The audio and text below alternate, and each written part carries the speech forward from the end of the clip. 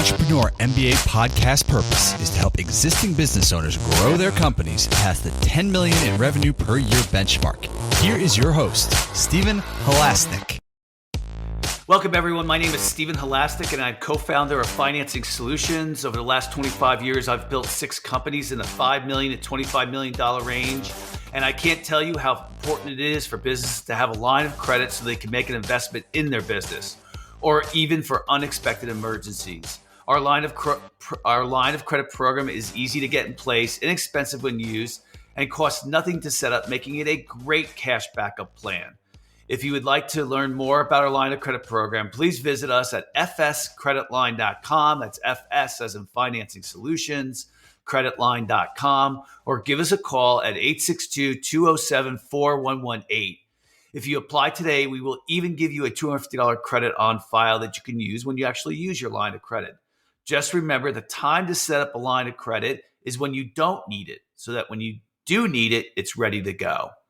And coming from 25 years of experience, I would tell you that it is a smart move for an entrepreneur, for a business owner, to have a line of credit in place. And because ours doesn't cost anything to set up, it really is kind of a no-brainer.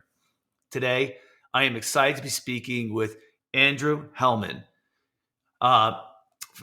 Andrew is the author of an international bestseller, Millionaire Teacher, built $1 million portfolio on the school teacher salaries by the mid-30s, and is profiled on CNBC, Wall Street Journal, and writes for the Globe and Mail, Canada's national paper, as well as Asset Builder, as well as Swissquote. Andrew, welcome to today's Entrepreneur MBA podcast. Thanks very much for the invite, Stephen. I appreciate it. So the today's topic, which is, people, of course, listen to podcasts at all different times of the year. But, right now, it's at the end of the year for 2001. I think almost as happy as we were to get rid of 2020, we're happy to get rid of 2021. But, this is a good topic that a lot of people start to really think a lot about at the end of the year, which is how to spend and invest for happiness, health, and wealth. Everyone's taking, not everybody, I know, I'm usually in the minority, but this is usually the time of year when you're kind of taking inventory, let's say, of, do you like where you're headed? Do you want to continue your path? Do you want to make a change? So this is really kind of a timely topic to me. What do you think? Yeah, I think so. And especially after, and I guess we're still really going through the COVID waves, the ups and downs of that. I think what it has done for a lot of people, it has reprioritized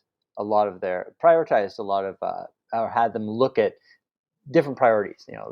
What is it that actually gives people life satisfaction? And I think too, one of the things that we were very aware of, especially when we went through periods where we were isolated from others, we couldn't socialize to the same extent.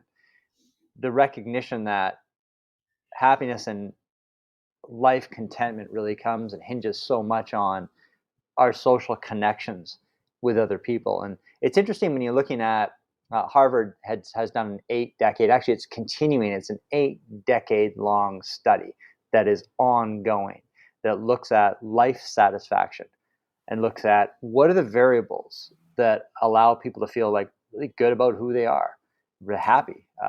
And generally speaking, the one variable that sort of is more influential than any other is the personal relationships component. So, as we get to the end of the year, we start looking at what are some of the things that we did well and what are some of the things that we can improve. I think looking at that big variable in the study and recognizing how life satisfaction hinges so much on relationships, and knowing that perhaps some of us, all of us, can actually set goals. And we set goals, we often set academic goals or fitness-related goals or business-related goals. But then there's that aspect of the relationship side of things.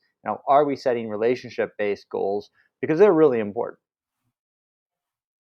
So in your book that you wrote, is that something that you kind of are really driving home, or is just a part of what you kind of writing about?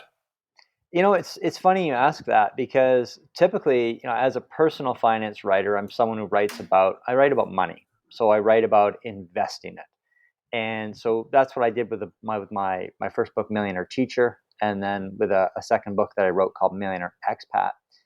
With this book, which I called Balance, I wanted to redefine what it meant to be successful. And one of the reasons I wanted to do this was that people would often ask me, or they'd say to me, "Well, Andrew, you're really successful." And what they were referring to, and the only thing they were referring to, was the monetary aspect, the financial aspect, being financially independent. And I would say, well, I think I am. However, I want to ask you how you're defining that right now. And so people would then mention the financial aspect and the financial aspect only. And it's a word we abuse, I think, in terms of how we define, like when we look at success, people will often say, that woman, she's really successful. She has her own business. She drives a Maserati. Her business is doing well, and she's got a mansion on the hill. And success based on that definition is really one-sided, because when you look at what it is that we do, if you ask people like why they're doing something or why they're motivated to do anything, whether it's run around the block, start your own business, invest money, get an education, how you're treating or how you're raising your children, if you ask people why are you doing it that way or why are you choosing to do that, ultimately the responses will vary at first until you continue to dig with why. And then what you'll get is a consistency of responses. People will be talking about things like it makes me feel good. It fulfills me. It makes me feel safe. It gives me security. Every response will relate to life satisfaction. Every response, if you keep digging, every single response will relate to that. And so same thing with anything we do. Why'd you buy that car? I mean, ultimately, it's going to be a life satisfaction thing. And so then for me, I wanted to look at what is it? Like as a financial writer, I was drawing a lot of people who were, I think, overemphasizing the importance of money as a definition of success and perhaps not looking holistically at it. So by researching and writing the book Balance, that's what I wanted to bring into play to identify what are true success factors. So if you want to be holistically success, there's a balance that's required. You can have a $1 billion company, and if your relationships are a wreck, research suggests you're not really going to be wholly satisfied. And so if everything we do is for life satisfaction, if the things that we try to do somehow, whether we're giving to charity, makes us feel good, makes us feel whole, makes us feel purposeful, we're spending money on something, ultimately, again, it boils down to how is it going to make us feel? Are we satisfied? So life satisfaction question here. And so the idea that someone could have a $1 billion company that thrives, yet if they have their relationships and or their health that's struggling or is poor, and I say their health, there's so many things that we can control about our health and so many things we can't. But if there are factors that they could control that they're not controlling, then I would deem that person not a success. So it doesn't matter how much money that business makes, that person holistically is not successful because they haven't maximized their life satisfaction.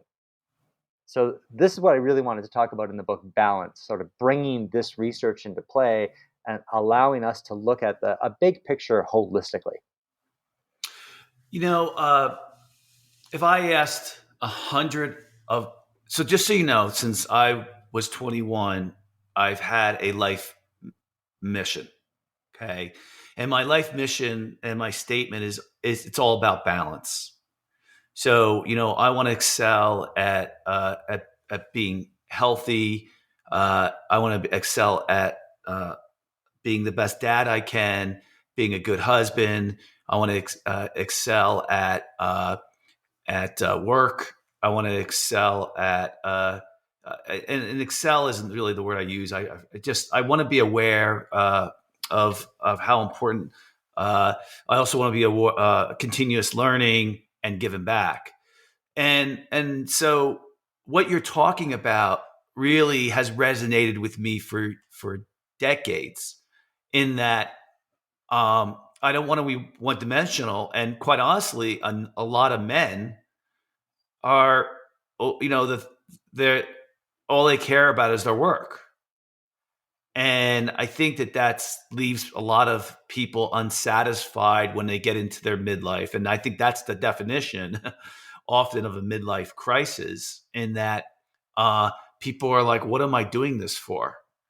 And I never personally had that midlife crisis because I always had a good balanced lifestyle and kind of knew where my priorities were.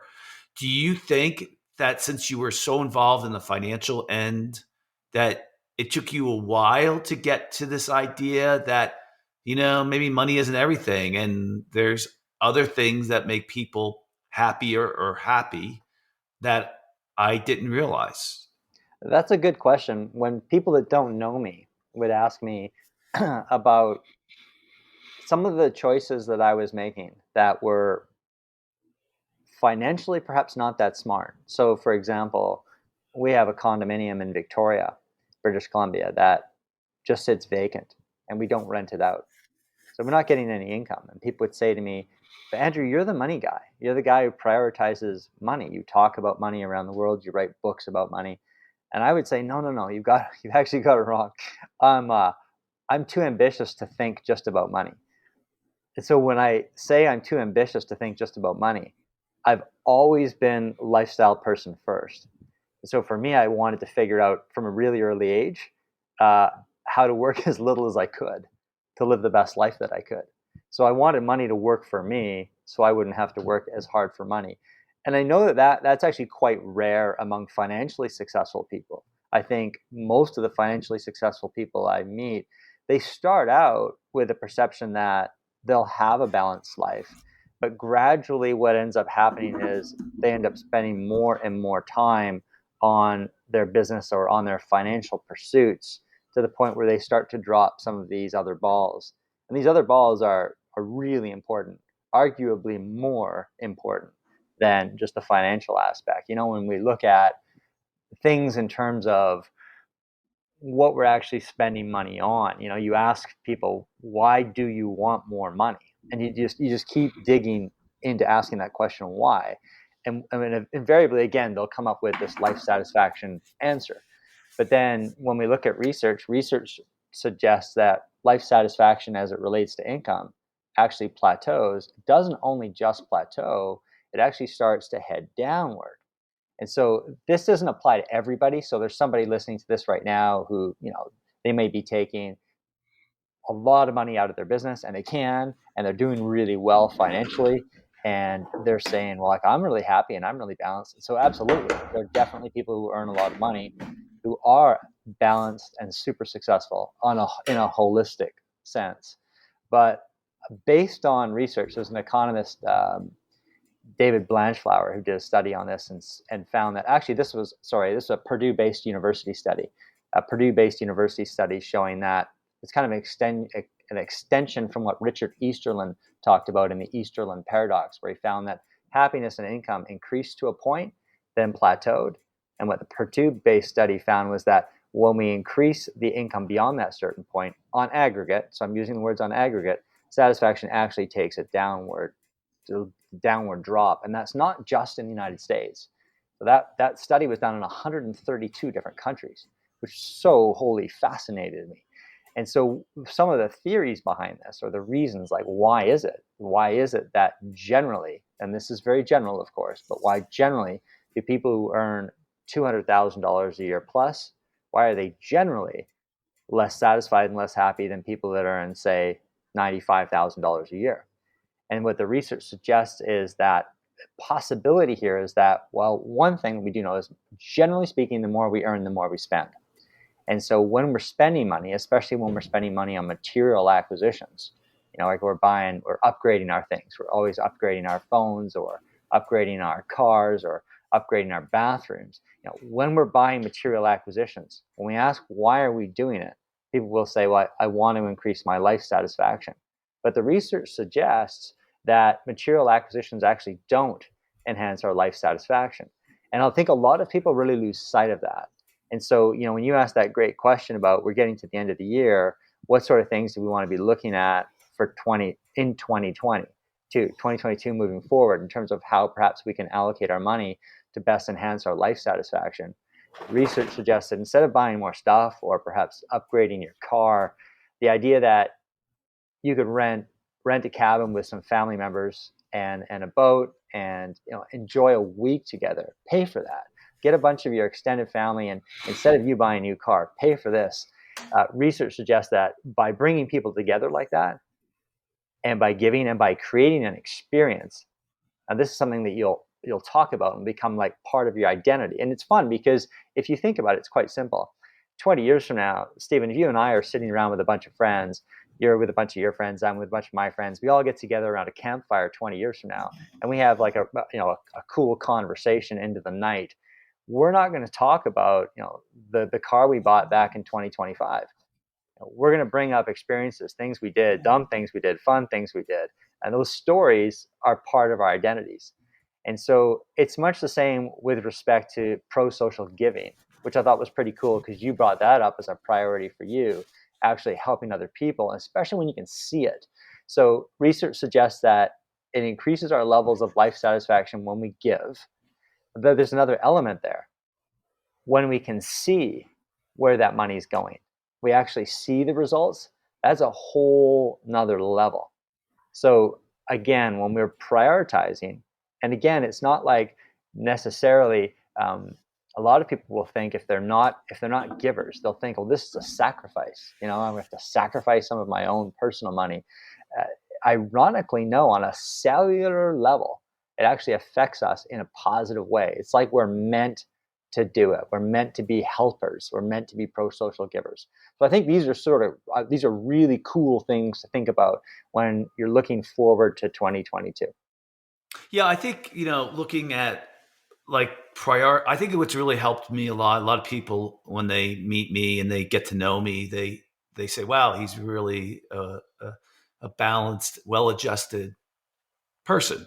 I don't have a lot of hangups. I'm happy with my life. I'm an ambitious person. Don't get me wrong. Going back to what you're saying is but there's something I wish I'd added to my priority list decades ago that you said, and I think you said it this way, but correct me, please. You said, how could I work less but make more? Like, is that what you had said before? Yeah, it's what, when I was first discovering financial literacy, and I was really lucky because I met somebody when I was 19 who was showing me just something like, here's how compound interest works. Yeah. And so if you start investing when you're young, you can actually save less money than your friends over your lifetime and have more money. So the idea that I can save less over my lifetime and have more money. And as a result of having more money, I have more choice. So that those choices, depending on how I use those choices, will depend on how satisfied I'm going to be with life. So by using that money, the extra money to buy a bunch of stuff isn't going to enhance my life satisfaction. But to use it to do certain things, like for me, I took sabbaticals. I took time off work where I would explore and learn new things and travel the world. And I continue to do that, going to different places. For me, that was a great allocation of that money. And everybody's going to have a different thing that they might want to be doing with that money. But the money gives them that choice, which I think is pretty cool. Yeah, I don't know if I would add to my mission statement or if I would add it to my plan, but it really resonates with me right now because it's something that I'm really looking closely at right now. I'm 57 years old. It was interesting. I had a mentor for 20 years who was just one of the smartest guys I ever met. And he had said this to me, like, I come from a family that's very humble and they're blue collared. They didn't go to college, and their goal, my parents' goal, was that all three of their kids go to college, and we all did. And some of us got advanced degrees, and we all did very well financially. And then, but what my mentor says, okay, what happens in generations is you have what my parents did, which is their kids go to college. The kids who go to college in general do well financially. And then what they do is they teach their kids the finer points of how to manage your money.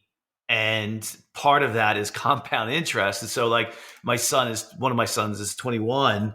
And when he came in the other day, I was showing him the power of compound interest. What I'm trying to say is I wish I had used that power of compound interest, of putting money away, of not having not spending a lot of money, uh, instead of my goal, which was building companies. Like it was always about the top line with me and never the bottom line. And so, having or reprioritizing your priorities now makes a huge difference in your satisfaction 10 years, 20 years from 30 years from now. What are your thoughts on that? Yeah, I think it can. I mean, unfortunately, none of us have a working time machine, but Yeah. we are where we are right now, and none of us are going to be younger than we are today. Yeah. And so that idea and that's a great way to think about it. Like none of us, you're younger now than you'll ever be. And so the idea is, Start. let's say the priorities are not aligned, or you want to be doing something a little bit different. Yeah, Yeah. start now. There's no better time than the present to start. Yeah. Well, you've traveled a lot. I know you've lived in a lot of different places. I know you live in Panama, or you're in Panama, living in Panama right now. Um, with all that travel, what have you learned about other cultures' attitudes toward happiness? That's such a good question, because I've recognized that so much of the research that I looked at was or paralleled the anecdotal observations that I made. So I'll give you an example. I could be in India, and in the villages, I would hear laughter among the poor, loads of laughter. And then in the cities among the poor, I didn't hear that laughter. And I wondered why. And equally poor, one of the things that research has, for me, unveiled is that happiness is relative to income as it relates also to our neighbors. So I did talk about like an income satiation point, where there's a point at which happiness ends up plateauing and then drops. But if we earn $300,000 a year and we're living amongst people that earn $700,000 a year, it actually affects us. It triggers the old FOMO inside us. And that affects us on a cellular level. It actually makes us less happy. And research done at the University of Stirling in the UK suggested that we don't live as long, which is really, really interesting. So this is why, you asked that question about the traveling and what did I see?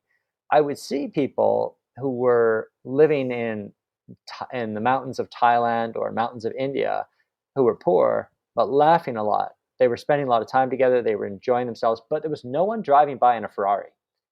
And so that, I think, was one of the things that I really learned when going to these different countries and seeing different cultures. And if you look hard enough, you'll be able to see the same kinds of things in your home country. You don't necessarily have to travel far away to actually see this.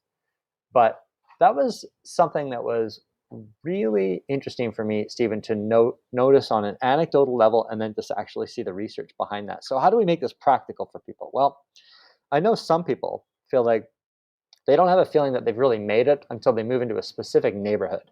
Like if I can buy a house in that neighborhood, then I feel like I've really made it. But being able to afford a mortgage for a home is one thing, but actually feeling like you belong in that neighborhood and you're comfortable there and you just feel free and have that ability to just be you is an entirely different thing. So the idea that you might be earning $500,000 a year, but if you move into a neighborhood where most people are earning $700,000 or $800,000 or more, this is actually going to, on aggregate, it affects people negatively. And I think that's really worth thinking about when people aspire to, well, I really want a house up there. Well, maybe you really don't. It's not the right thing for you. Yeah, there's a book that I reference a lot. I read 20 years ago. Well, even maybe longer. It was maybe 20. Called The Paradox Principle. And so I'm going to give you a test. What are the two happiest countries in the world? This is according to a report that was done 20 years ago. 20 years ago, it would have been Bhutan and Yeah, they Costa did. Rica. Okay. So those are great. Bhutan, because they had the gross happiness. Didn't they do the gross happiness product instead of GDP? They did GHP. Yeah, that's right. Was that? Good memory. Yeah. Exactly. I was just actually reading about that. I was telling my son about that. But because I think a lot of people in the United States are really had been questioning what happiness is. I think people United States is such a young country that I kind of feel like the European countries have had a long time to figure out how happiness. Not that they're the happiest. The happiest, number one, was at the time Colombia, and the second one was Scandinavian countries. Mm. And the researchers said that when they did the analysis as to why, and this Colombia at the time, things are so challenging there for the people living there that they have no expectations. So all they care about is being close to their family. Mm. And it's a very tight knit family. And that builds a lot of satisfaction. They don't have, like, going back to what your analysis was, they don't have to compete with the Joneses like they do in the United States. And then the Scandinavian countries is because people feel connected to one another. That connection is what makes people happy. So that was the analysis of those countries. And of course, at the time, the United States was like 26 on the list for happiness. And so, if you talk to somebody who really doesn't, the United States is made up of a lot of immigrants, and of course, a lot of immigrants are coming here because they want an opportunity to make money because they really didn't have that where they were coming from. Right. It creates a culture, and that culture continues because then they raise kids who they tell money is the number one most important thing and priority. It's really interesting you bring that up, Stephen. In my book, Balance, I brought up the example of a town called Roseto in Pennsylvania. And it was a medical marvel. Yeah, I know about it. 50s, 60s, and 70s, because people lived so freakishly long in Roseto. Yep. So, they tested the water, they looked at the foods, and the water was the same as it was anywhere else. The foods they ate weren't great. There were people that smoked, but they'd come over from Sicily like a couple of hundred years before. They'd settled there, and they brought with them the Italian customs of the old Italian customs, where open door policy, your kids are in my house, my kids are in your house. We're kind of all together raising this community, and we're eating together, we're celebrating together. They had 22 civic community clubs for a town of like 2,500 people, which was phenomenal. But what ended up happening was in the 1980s, I'll back up just a little bit too. If you had money, like if you had more money than your neighbors, it was considered a bit of a taboo. Culturally, they didn't want to build a better home than their neighbors, even if they could afford it. It was distasteful. It was considered distasteful if you bought a car that was a lot better than your neighbor's just because you could afford it. So, the idea that maybe it'd make your neighbor feel bad or feel jealous. So it was this real communal feel. And then in the 80s, when some of the younger people got the sense of the American dream, they started to build bigger houses, move further away from that central town nucleus. But buy better cars, exercise less because they weren't walking back and forth to the bakery or to each other's homes. They would be driving at that point. And soon, it didn't take all that long before the people in Roseto had the same mortality rate as people in any other typical American town.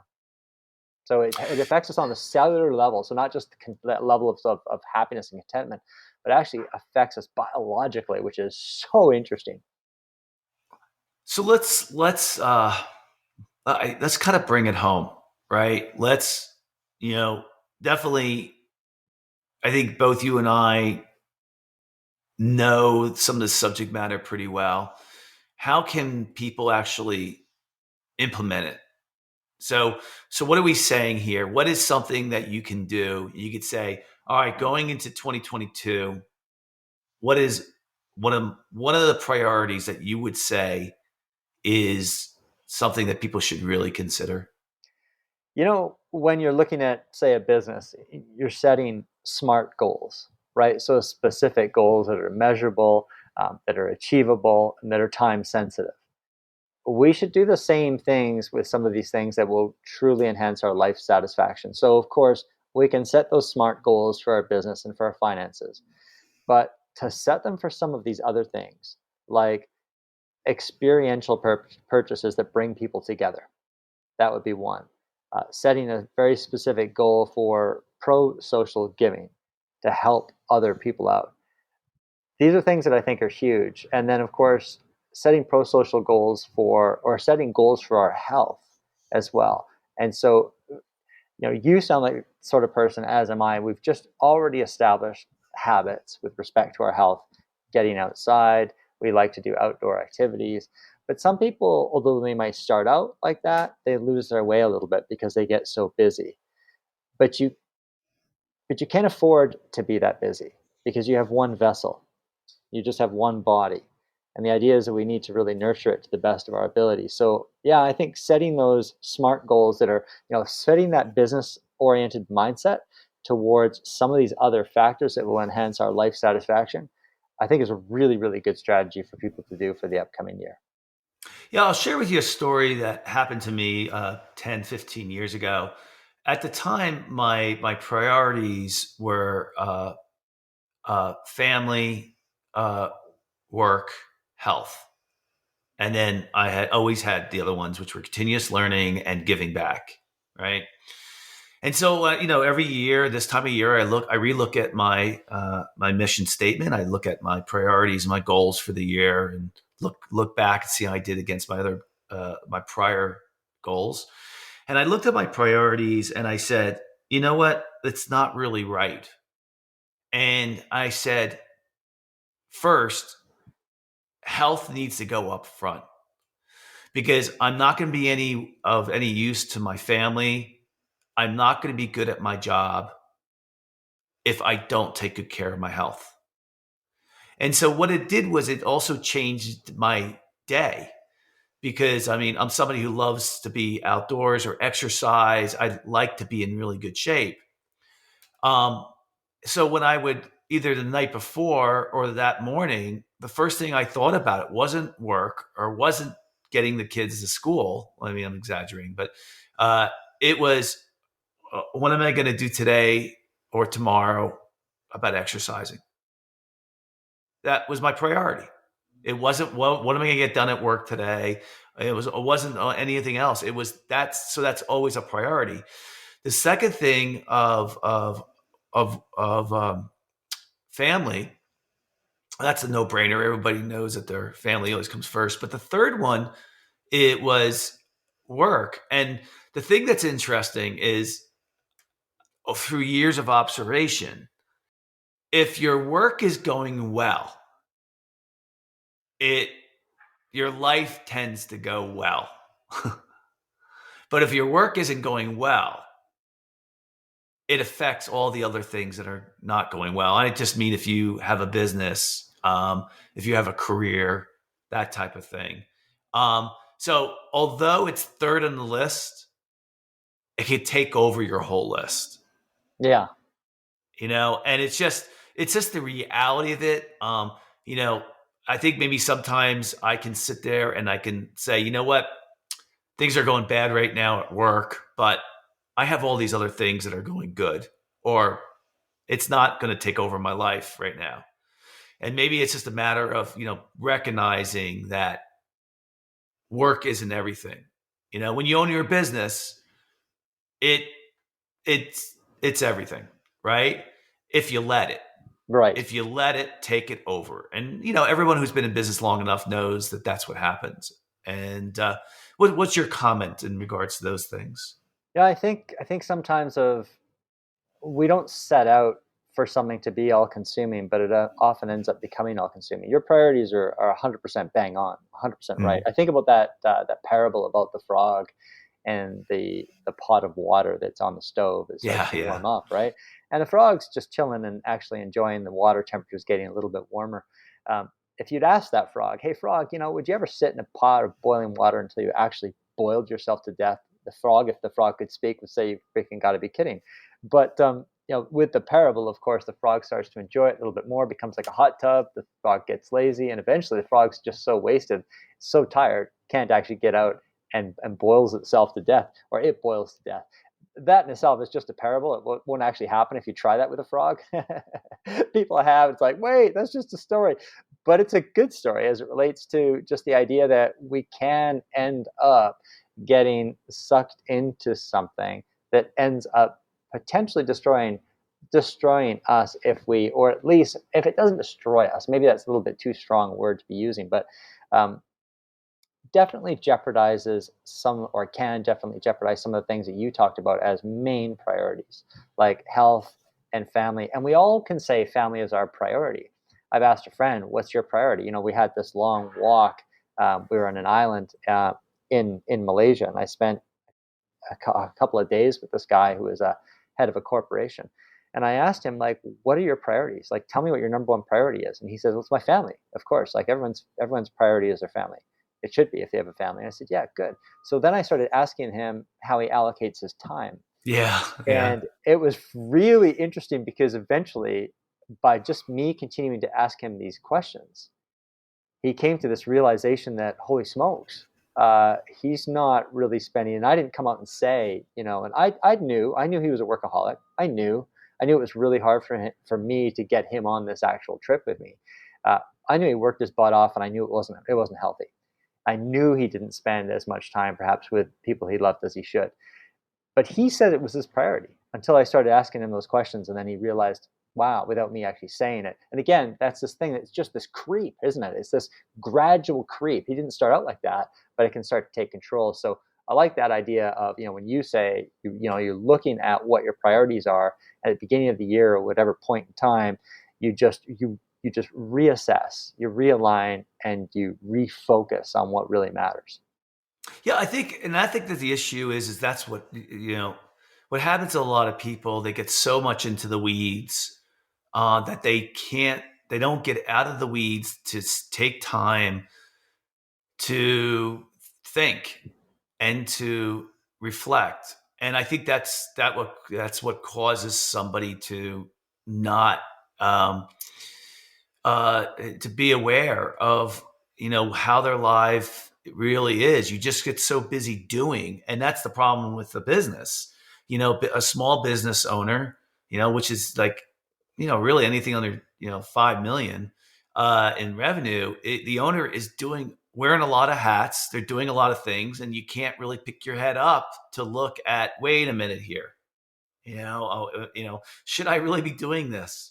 Should I be delegating it? Should we have productivity that through technology? Why am I doing this? And it's a lesson you learn the longer you're a business owner, that you need to be able to strategize, not just about business, but about your life. And the only way you can do that is if you're not digging in the weeds. And believe me, I've been, so I'm 57. I've been doing this for over 25 years, owning my own company. I've been 57 years of life. I still struggle with getting too much into the weeds and not thinking, strategically. And so if you let it, your business pulls you back in. The other thing I want to say too, I never told any of my listeners, I'm a practicing Buddhist. And one of the things that I learned that was an observation, it wasn't through Buddhism, it was actually through a translation that sometimes Buddhism, when it's translated, is translated incorrectly. But think about getting getting rid of the word happiness and use the word content. Mm-hmm. Yes, because happiness Because is fleeting, isn't it? It's a it moment in time. is. Yeah, It's a little too intense. it Like, is. like and I think I heard this too from an article I had read that people say, in the United States, everyone wants to be happy, happy, happy, happy, happy. Yes. He goes, we just want to, just other parts of the world, they just kind of want to live their lives. And I came up with the idea that now I try not to use the word happiness. I try to use the word, or happy, I use the word content. Am I content? And it takes the edge off a little bit, I think, of the extremeness of I got to be happy, I got to be happy. And it's just Yeah. a suggestion that kind of works, I think, well for me. I like it because, I mean, happiness is, and Daniel Kahneman, the behavioral economist, says this really well too. He says happiness in itself is fleeting. It's a fleeting moment. It's a little rush, and we can't be happy all the time, and we can beat ourselves up if we're not. We think we should be. So, this is really one of the reasons why, obviously, I put happiness in my title, but within the book Balance, I'm perpetually talking about life satisfaction. So I try to let's talk life satisfaction, which is generally that level of contentment, isn't it? Really interesting. I wanted to ask you this question now. Do you regularly meditate? Yeah, I actually struggle a little more with meditation than I do with the answer is no. Um, and I keep trying to get more and more back to it. I do spend a lot of time reflecting, so I go for walks and I don't listen to music and I do that type of thing. I've gone through phases. I've been a Buddhist since I was 30, but in the last several years, I've gotten really involved in it. One of the things I have is I have a really great, I would say the way I use Buddhism is to really help do self improvement and to become a better person. And the tools in Buddhism are just perfect for that. So I I I want to meditate more. I just struggle with getting as much out of it as I really like. And so I know it's a huge part of Buddhism, and I've done phases where I've been really great about it, and I've done other times like right now where I haven't. So that's the honest answer. That those quiet moments though, where you are going for a walk, you're in nature, and you're not listening to music, or you're not Yes. listening to a podcast, you're not listening to a radio show. Those are the moments when you will get a lot of the benefits of meditation. Yeah, there's different types of meditating. So there's meditating where you're just working on clearing your mind, right? And really staying focused. And a lot of times I'll do that meditation by imagining a candle with fire blowing in the wind, and I just try to stay as focused as on that candle as I can. And really the real form of meditating, because you are trying to practice not getting distracted. Number one. So, but any incredible meditative practitioner tells you that the key is your mind will get distracted, but you have to recognize it. And one of the practices is recognizing how to get it back on track. Right, right. Right. And so that's a big part of meditating. So the problem with my mind, it's called a monkey mind. Your mind is always going all over the place. Right. And so through meditation, you should be able to do a better job of that not happening as often. And then there's another meditation, which is about contemplating a serious problem or emotion. And one of the keys with Buddhism is being able to recognize how you feel so that you don't go into a bad area. So a big part of Buddhism is not getting angry. It's really very destructive. It's the original reason why I got into Buddhism, because my wife had introduced me to it, and she said, I know you struggle with this, and you always get angry, and then you get upset at yourself because you got angry.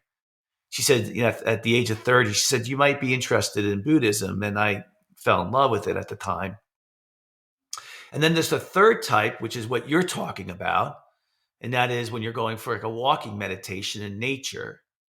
And what they found is nature has a way of stopping you from going into depressions. That the birds and the air and the being near trees and being outdoors, it seems to have an effect bringing us back to when we weren't living in huge houses, and when we were just being part of the world, and we've lost that. So getting us back to our Buddha nature, it's called. And so, yeah, so those are the three forms. I feel hypocritical in saying that I'm a practicing Buddhist, which I really am. I mean, I work hard at it every single day and every single week. I'm in a great Buddhist group that I love.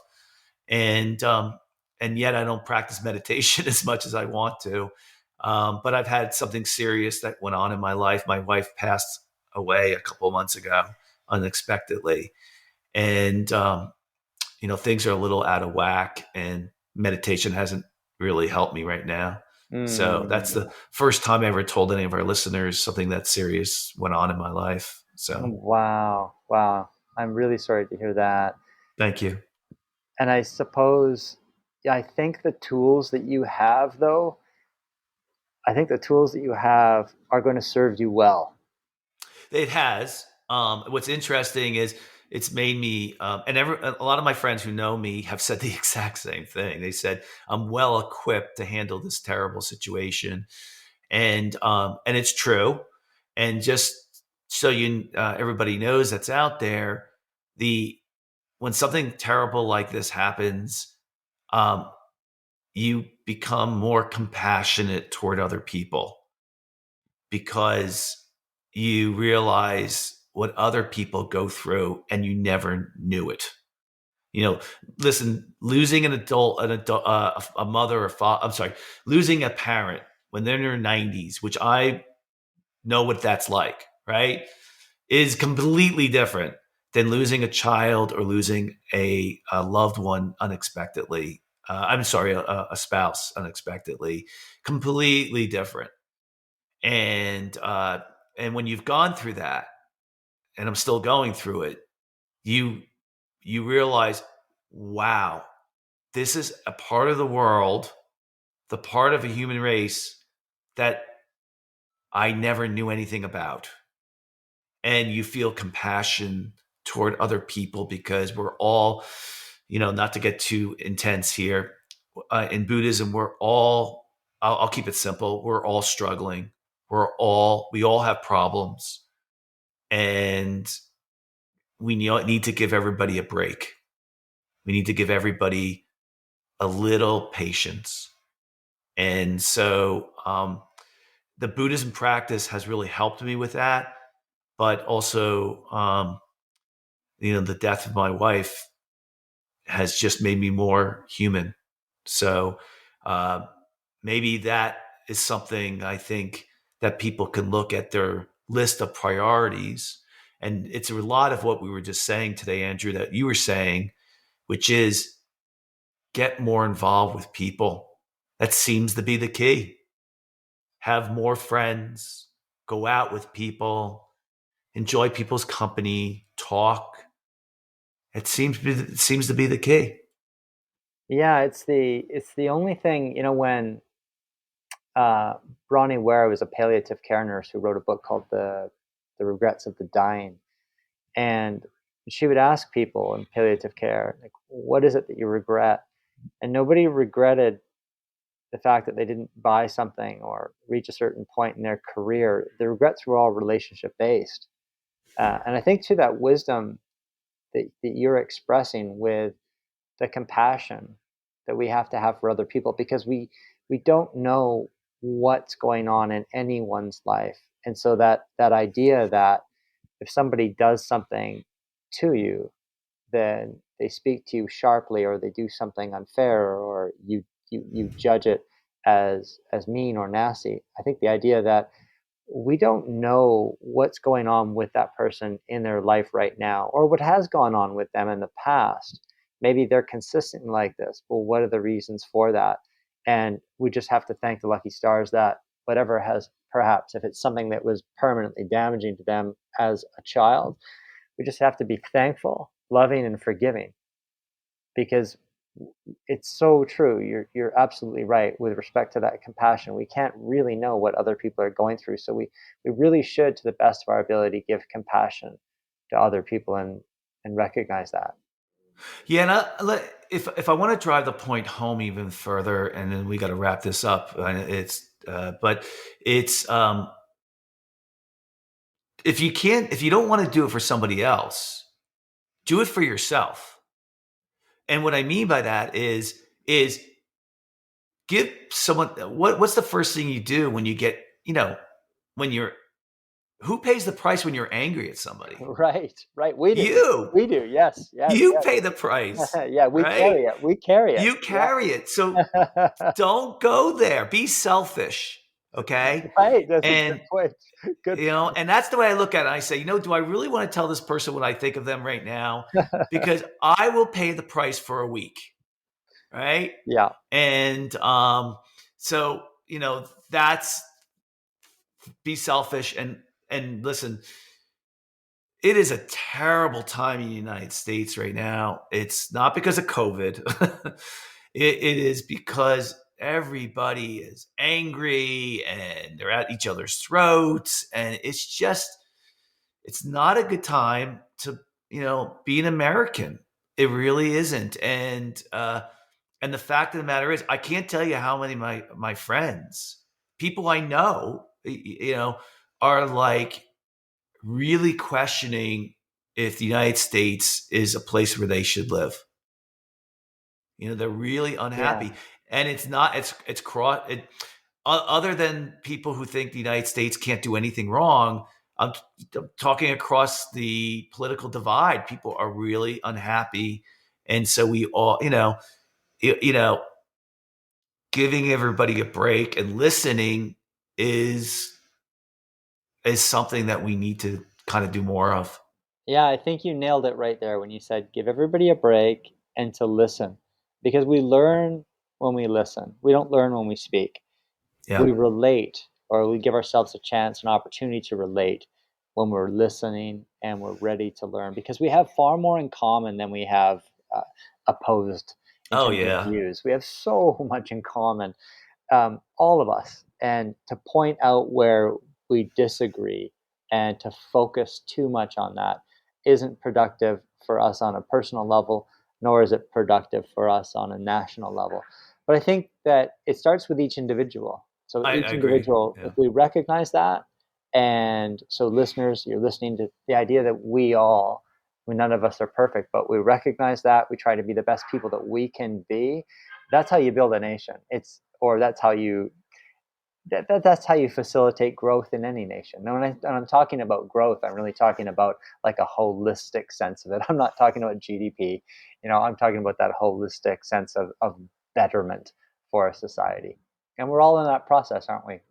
Every country is on that process. But it's really good for us to remember on the individual level, because that's all we can control, be the best that we can be.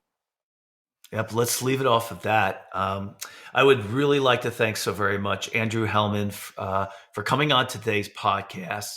If you like today's podcast, please feel free to share it with a friend, and also subscribe on your favorite podcasting app. And of course, if you're looking for a line of credit for your business, you could call us at 862-207-4118 or visit our website at fscreditline.com. That's FS as in Financing Solutions, creditline.com. Andrew, if anyone wants to get in touch with you, how would they go about doing that? Thanks for asking. I have a website at andrewhallam.com, and that's where my book will be there on the very front. The book is called Balance.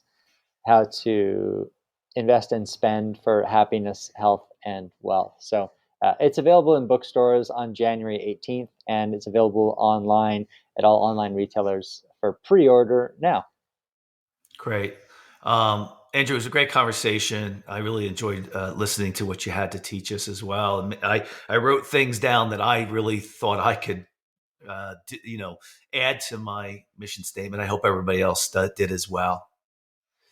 And if our listeners are interested in getting any new business ideas, I tweet daily lessons about lessons for business owners. It isn't always about business, but my handle is at @Halasnik. It's SHALASNIK. And so, just to wrap it up, I want to thank all our listeners for listening. And let's the takeaway today is don't worry what everybody else is doing.